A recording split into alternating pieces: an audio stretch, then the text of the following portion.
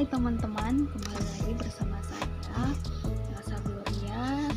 Di sini di video kali ini saya akan membahas tentang istilah-istilah yang kurang familiar atau jarang kali ya yang saya dengar di kehidupan sehari-hari pada artikel yang saya baca, pada artikel lengkap yang saya baca.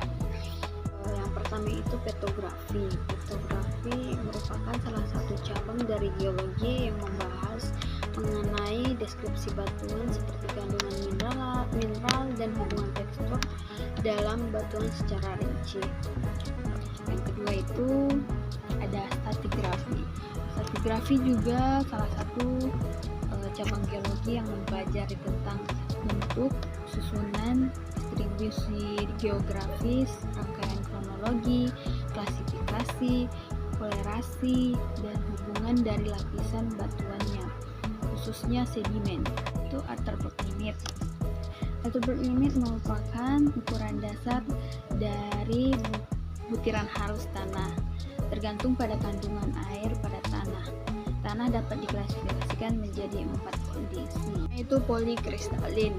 Polikristalin merupakan padatan yang terdiri dari banyak kristal silikon atau butiran dengan ukuran bervariasi mulai dari nanometer sampai dengan milimeter, sehingga disebut sebagai panel surya multikristal.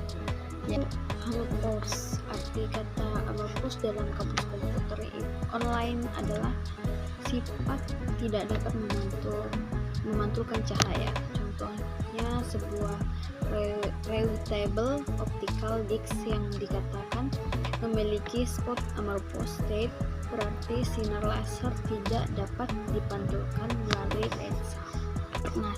Impregnasi merupakan proses pengisian atau penjenuhan bahan berpori atau penyerap dengan produk cair atau kental. Yang kesembilan itu dikit. Dikit ini suatu kumpulan yang mengandung hidroksil, mineral aluminium silikat, kaulinit, perilit dengan komposisi yang sama tapi struktur kristalnya berbeda. Ke-10 itu lepidocrocit. Lepidocrocit ini adalah mineral besi oksida hidroksida. Rumus kimianya adalah FOOH dan seringkali terbentuk sebagai mineral sekunder dalam endapan besi.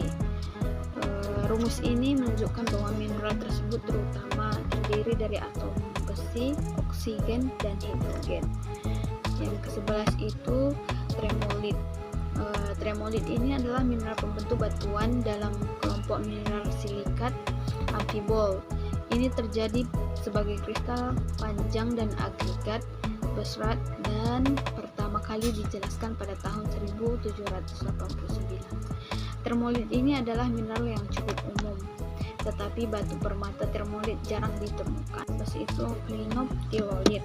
Klinoptilolit ini adalah zeolit alami yang digunakan dalam industri nuklir sebagai penghalang efektif untuk mencegah pergerakan radionuklida. Ke-13 itu kaulinit. Kaulinit ini ditemukan dalam tanah dan merupakan mineral lempung padat yang berwarna abu-abu putih akibat melakukan feldspar.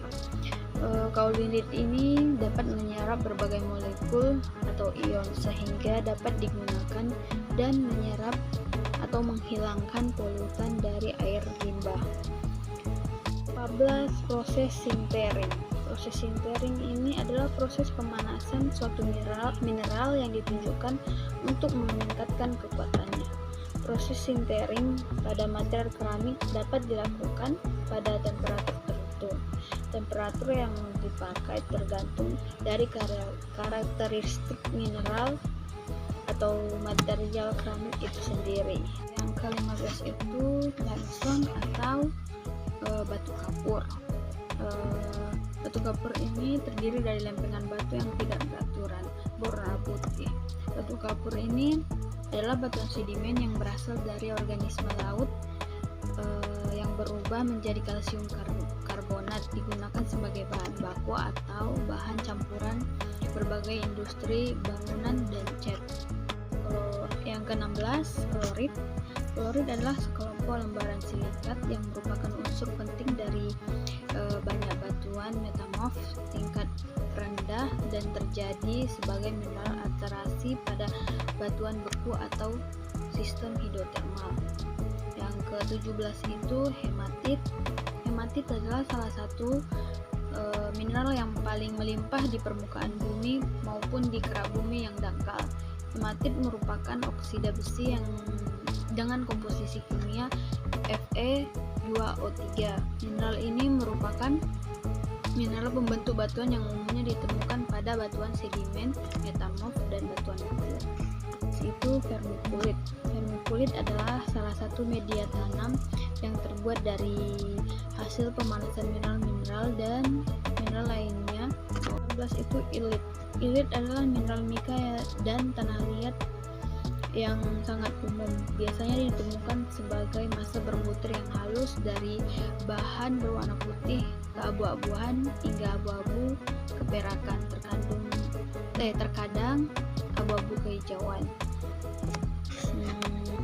Ilit sangat banyak ditemukan karena merupakan komponen yang tersebar luas di banyak sedimen, terutama laut. Meskipun demikian, mineral ini tidak terdefinisi dengan baik dan dianggap sebagai mineral seri atau varietas. Lalu itu batu lumpur. Batu lumpur adalah jenis batuan sedimen yang dicirikan oleh sifat berbutir halus dan terutama terdiri dari partikel berukuran lanau dan lempung. Ini adalah salah satu batuan sedimen yang paling umum dan memainkan peran penting dalam bidang geologi. Oke guys, itulah istilah-istilah yang saya temukan dari artikel lempung yang saya baca. Apabila ada salah kata atau pengucapan, mohon dimaklumi. Thanks for watching guys. Bye.